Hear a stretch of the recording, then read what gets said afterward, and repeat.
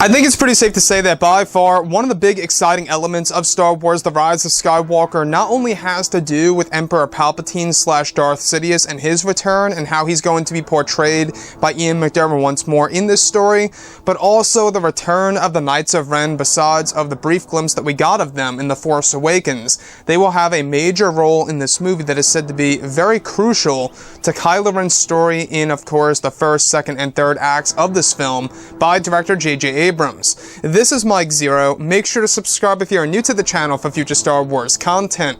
Now, what's really exciting about Episode 9 is that we do know that this movie is, of course, going to be a very big film. In fact, Kelly Marie Tran said that over at D23 that this movie is very, very long, which could very well serve as a hint that this movie is going to be close to, if not going to be 3 hours long in length. Now, on top of all of this, we do know that Episode 9 is going to have the most characters out of every single Star Wars movie in the Skywalker saga's history, as well as the most planets that will be discovered in this particular film.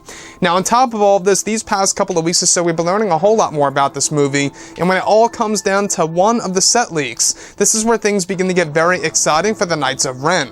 Now, specifically, what's really intriguing about all of this is that it's described that one of the sequences that were filmed during the month of December of 2018, just late last year, involved the sequence where it's explained that Adam Driver was on set over in Cardington with 6 unnamed actors portraying the Knights of Ren, where it said that they were said to be standing inside of Palpatine's underground lair, with Kylo Ren during the scene where Kylo is said to meet up with Palpatine.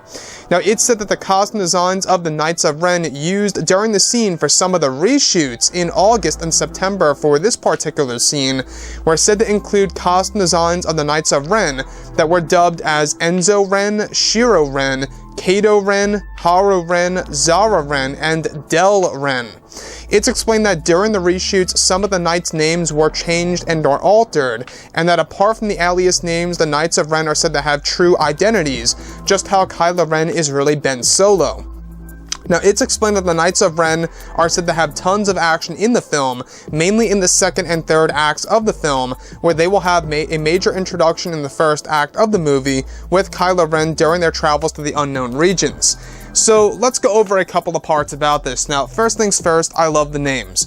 The names are very much in tune with samurai and something else new in the mix as well.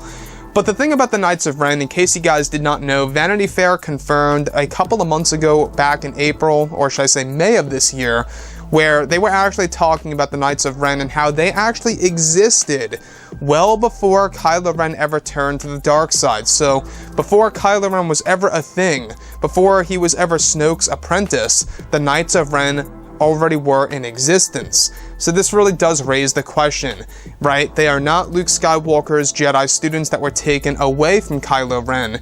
So who are they specifically? Now, apart from the names listed, they will actually have true identities as well that will play a major part in this movie that's going to actually open up our, perception of Kylo and the Knights and exactly what the concept of that really is. Now, of course, the last name Ren has all to do with Snoke's master that we talked about, called Nile Ren, as we went over for the past 6 months, give or take. And that character, Nile Ren, is basically said to be the new master of Darth Plagueis and Snoke in, of course, The Rise of Skywalker that will be introduced in Episode 9. So new canon material is now being used in Episode 9 to basically pave over the already existing Star Wars Legends content surrounding Darth Plagueis and his master that's going to be redone. Now, about the Knights of Ren that I really want to go over here is that, yes, they are going to have major roles in the story.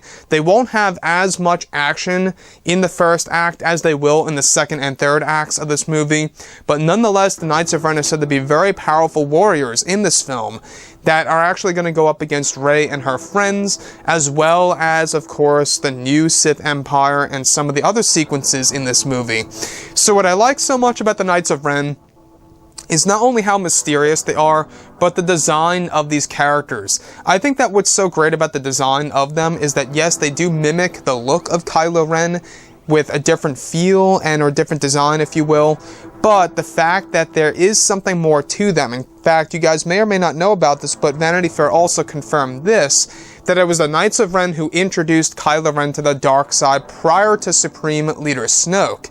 So it really does make one wonder, when did Ben Solo ever really run into the Knights of Ren, when the Knights of Ren were actually recruiting him to the dark side of the Force?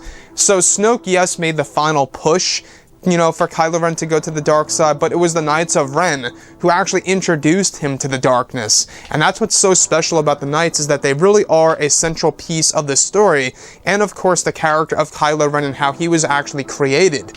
So anyways, guys, drop a comment below. Let me know what you think about all of this in the comments, and if you guys did enjoy the content for today, do make sure to drop a thumbs up on this video to support the channel. I thank you all so very much for the kind support, and I'll catch you guys next time.